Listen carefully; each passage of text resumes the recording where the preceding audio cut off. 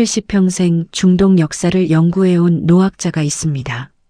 총탄이 빗발치는 테헤란 거리에서 굶주린 시민들이 손으로 꾹꾹 눌러 그린 남의 나라 국기를 들고 쏟아져 나오는 광경을 목도했을 때 그 학자는 평생 쌓아온 모든 이론이 산산조각 나는 것을 느꼈습니다.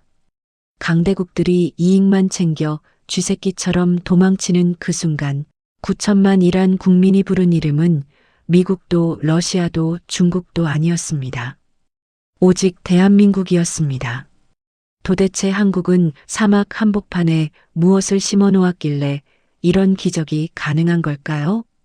이야기 시작 전 구독과 좋아요를 눌러주시고 의견 댓글 남겨주시면 정말 감사하겠습니다. 2026년 어느 이른 새벽이었습니다. 테헤란의 하늘은 여느 날과 다름없이 고요했습니다. 3000년 페르시아 문명을 품어온 이 위대한 도시의 새벽은 언제나 그랬듯 아잔 소리와 함께 열렸고 골목 어귀의 빵집에서는 갓 구운 빵 냄새가 흘러나오고 있었습니다. 이른 아침 출근길에 나선 직장인들, 시장을 향해 발걸음을 재촉하는 상인들, 학교 가방을 메고 뛰어가는 아이들. 그날도 테헤란은 살아 숨쉬는 도시였습니다. 그러나 그 평화는 오래가지 않았습니다. 굉음이 터졌습니다. 하늘을 뒤덮은 폭격기들이 미사일을 쏟아내기 시작했고 도시의 심장부가 찢겨나갔습니다. 첫 번째 폭발이 터지고 채 10초도 지나지 않아 두 번째, 세 번째가 연달아 폭발했습니다. 유리창이 산산조각 났고 건물이 허물어졌으며 거리를 가득 메우던 사람들이 비명을 지르며 사방으로 흩어졌습니다. 전력망이 끊겼습니다. 통신이 마비됐습니다. 3000년 역사의 페르시아 수도가 단 몇 시간 만에 생지옥으로 변해버린 겁니다. 화마 속에서 어머니들은 아이를 품에 끌어안았고 노인들은 방공호를 향해 기어갔으며 거리 곳곳에서 울부짖는 소리가 끊이지 않았습니다. 그런데 폭격이 시작되고 불과 8시간이 지났을 때 이 지옥 같은 도시에서 또 다른 비극이 펼쳐졌습니다. 검은 선팅의 고급 외교 차량들이 연기가 채 가시지도 않은 도로 위를 질주하기 시작했습니다. 흙먼지를 일으키며 도시를 빠져나가는 그 행렬의 정체는 다름 아닌 중국과 러시아 대사관 직원들이었습니다. 평화로운 시절에는 영원한 우방이라는 말을 입에 달고 살던 그들이었습니다. 함께 웃으며 악수하고 함께 건배하고 함께 우정을 맹세하던 그들이 포탄 연기가 가시기도 전에 짐을 챙겨 달아난 겁니다. 뒤도 돌아보지 않고 한마디 인사도 없이 거리에 쓰러진 부상자 한 명 돌아보지 않고 그 광경을 지켜보던 테헤란의 한 노인이 피 섞인 침을 뱉으며 중얼거렸습니다. 결국 기름 때문이었어. 기름을 다 뽑아가고 나니 헌신짝처럼 내버리는구나. 노인의 눈에서 눈물이 흘렀습니다. 분노와 절망과 배신감이 뒤섞인 그 눈물이 먼지투성이 뺨 위로 흘러내렸습니다. 그 광경을 피눈물 흘리며 지켜본 사람이 또 있었습니다. 테헤란 국립대학교에서 35년이라는 세월을 전쟁사와 국제관계학에 고스란히 바쳐온 노학자 윌리엄 깁슨 교수였습니다. 흰머리가 성성하고 등이 굽은 이 노인은 반평생을 도서관의 먼지 속에서 보내며 하나의 신념을 철칙처럼 여겨왔습니다. 국가 간의 관계란 냉혹한 이익의 계산일 뿐이라는 것. 감정도 의리도 진심도 없이 오직 숫자와 전략만이 지배하는 것이 국제, 정치의 본질이라고 그는 굳게 믿었습니다. 그 신념은 수백 편의 논문과 수십 권의 저서로 증명돼 왔고 학계에서 그의 이름은 곧 냉철한 현실주의의 대명사였습니다. 그리고 그 오래된 확신은 도망치는 중국과 러시아, 외교 차량들을 보는 순간 다시 한번 옳다는 것을 확인받는 것처럼 보였습니다.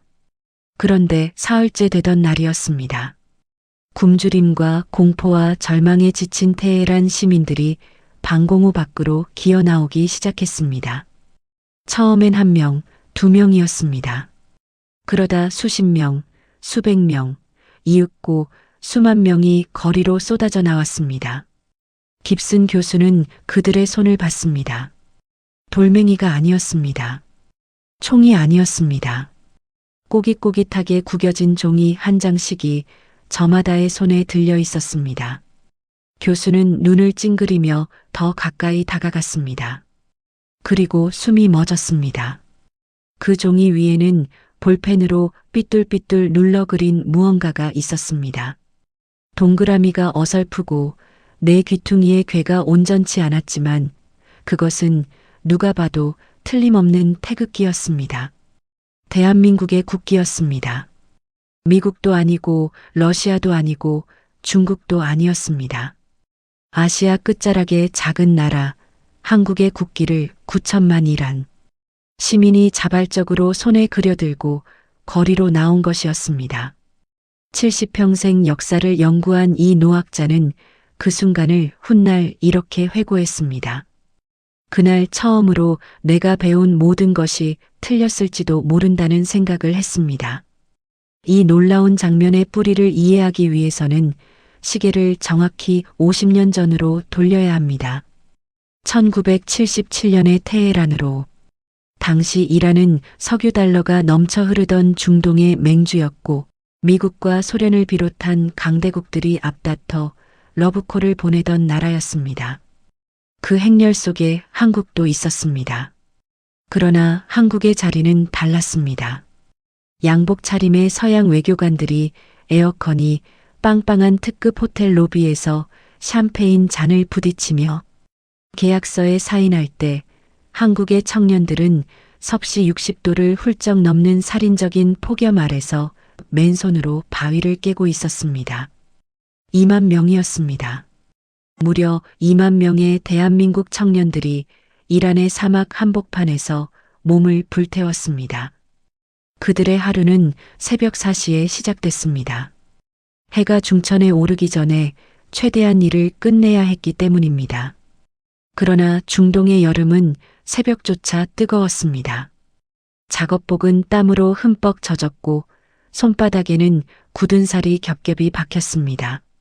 손톱이 빠지는 일이 다반사였고 발바닥에 물집이 터져 피가 고이는 것도 그냥 넘겼습니다. 병원을 찾으면 하루치 임금을 잃기 때문이었습니다. 쉬는 시간이 되면 그들은 삼삼오오 모여 앉아 한국에서 가져온 사진을 꺼내 들었습니다. 어머니 얼굴, 아내의 미소, 아이의 돌사진. 그것이 버티는 힘이었습니다.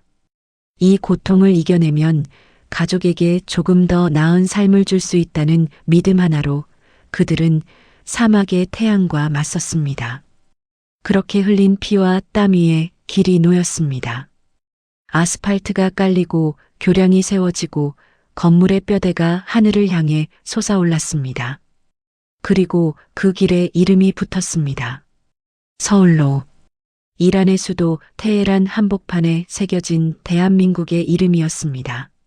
서울로 표지석이 세워지던 날, 한 청년이 손톱이 빠지고 피딱지가 앉은 손으로 그 돌판을 조심스럽게 어루만지며 눈물을 훔쳤습니다. 우리나라 이름이 여기 있어서 눈물 나게 좋다. 그 한마디가 그곳에 있던 모든 이들의 가슴을 적셨습니다.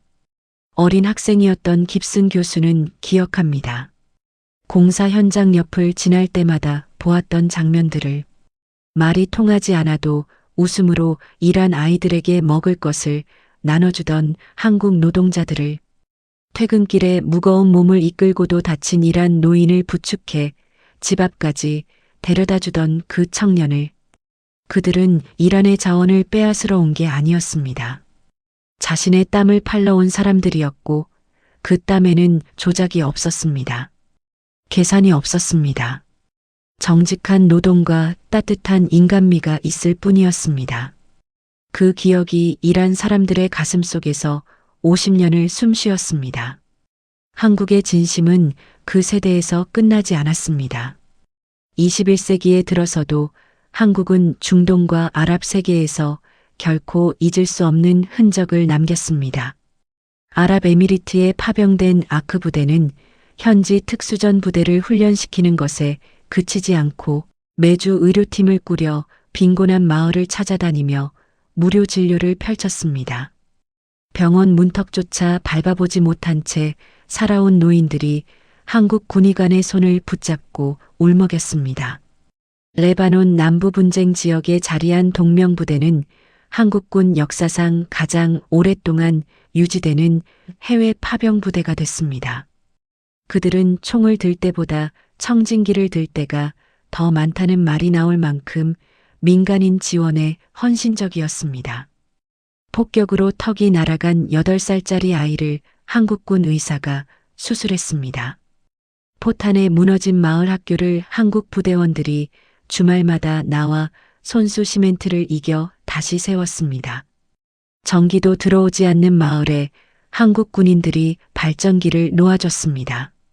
레바논 주민들 사이에서 한국군을 부르는 말이 생겨났습니다. 신이 내린 선물. 그 말은 과장이 아니었습니다. 강대국의 군대가 폭탄을 떨어뜨리고 떠난 자리에서 한국의 군인들은 무릎을 꿇고 아이의 이마에 손을 얹었습니다. 이란 시민들은 스마트폰으로 이 모든 것을 보고 있었습니다. 각국 군대의 행동 방식, 각국 외교관들의 태도, 위기가 닥쳤을 때 누가 남고 누가 도망치는지를, 그리고 그 목록의 맨 끝에서 언제나 한국이 있었습니다. 이익을 따져 빠져나가는 나라들과 끝까지 곁을 지키는 한국. 그 선명한 대비가 9천만 이란인의 마음속에 깊이 새겨졌습니다. 말로 가르치지 않아도, 책으로 배우지 않아도 그들은 몸으로 알았습니다. 한국은 우리를 버리지 않는다는 것을. 테헤란이 불타오르는 그 한가운데에서 대한민국 정부의 내부에서도 격론이 벌어졌습니다. 위험 부담이 너무 크다. 국익을 먼저 계산해야 한다. 외교적 신중함이 필요하다는 목소리들이 쏟아졌습니다. 그러나 결론은 이미 정해져 있었습니다. 70년 전 전쟁으로 모든 것이 잿더미가 됐을 때 이름 모를 나라의 젊은이들이 목숨을 걸고 달려와 우리 편에 서준 것을 잊지 않는 나라, 그것이 대한민국이었습니다. 총 대신 의료진을 실은 수송기가 날았습니다. 폭탄 대신 구호물자가 이란 땅을 밟았습니다. 강대국들이 비워놓고 간 자리에 한국의 재건 지원팀이 조용히 들어섰습니다. 서울로 거리에 사람들이 모여들었습니다. 처음에는 몇 명이었습니다. 그러다 수백 명이 됐고 이윽고 수만 명이 됐습니다. 할머니들이 볼펜으로 태극기를 그려 손자의 손에 쥐어줬습니다. 손녀에게 설명했습니다. 이 나라 사람들이 50년 전 이 길을 만들었단다. 우리가 힘들 때마다 곁에 있어준 나라란다. 어릴 적 공사 현장 옆에서 놀다가 한국 노동자에게 물을 얻어 마셨다는 여든의 노인이 지팡이를 짚고 나와 눈물을 훔쳤습니다. 그때 그 청년들이 지금 이 길을 남겨줬구나. 그 기억이 반세기를 넘어 살아 있었습니다. 윌리엄 깁슨 교수는 그날 밤 오래된 연구실로 돌아와 책상 앞에 오래도록 앉아 있었습니다. 35년 동안 써온 논문들, 국제관계를 이익과 전략의 함수로 분석한 수백 편이 글들이 책장을 가득 메우고 있었습니다. 교수는 그 책들을 한참 바라봤습니다. 그리고 천천히, 아주 천천히 입을 열었습니다. 나는 평생 국가는 이익으로 움직인다고 가르쳤습니다. 그러나 오늘 나는 그 이론이 단 하나의 예외를 가지고 있다는 것을 배웠습니다. 그 예외의 이름은 대한민국입니다. 대한민국은 진심으로 역사를 바꿨습니다. 그것이 바로 우리 아버지, 어머니 세대가 이 땅 위에 남긴 가장 위대한 유산입니다. 전쟁의 폐허에서 맨손으로 일어나 외국의 사막으로 나가 피와 땀을 쏟은 그 청년들이 반세기가 지난 지금 9천만 사람의 눈물을 통해 살아 돌아오고 있습니다. 손톱이 빠지도록 일하면서도 일한 아이에게 물 한 잔을 건네던 그 손이 지금 이 순간 대한민국을 세계에서 가장 신뢰받는 나라로 만들어 놓았습니다. 오늘 테헤란의 거리에서 손으로 그린 태극기를 든 9천만이란 국민은 그 청년들의 이름을 모르면서도 그들의 진심을 기억하고 있었습니다. 사랑하는 시청자 여러분, 그 시절 뜨거운 중동의 태양 아래서 칠흑 같은 탄광 속에서 기름때 묻은 공장의 기계 소리 속에서 쉬지 않고 일하며 오늘의 대한민국을 만들어 오신 선생님들께 드리는 말씀입니다. 여러분이 흘린 땀 한 방울 한 방울이 지금 이 순간 세계 반대편에서 기적으로 피어나고 있습니다. 여러분이 이름도 몰랐던 먼 나라 사막에 새겨놓은 서울이라는 두 글자가 오늘 9천만 사람의 뜨거운 눈물을 타고 흐르고 있습니다. 이제 어깨를 활짝 펴십시오. 가슴을 당당히 드십시오. 여러분은 이 나라의 뿌리이자 토대이며 역사책 어디에도 다 담기지 않는 살아있는 영웅입니다. 따뜻한 봄날 건강 꼭 챙기시고 오늘도 대한민국 국민님이 자랑스러운 하루 되시길 진심으로 바랍니다. 함께 해주셔서 감사합니다.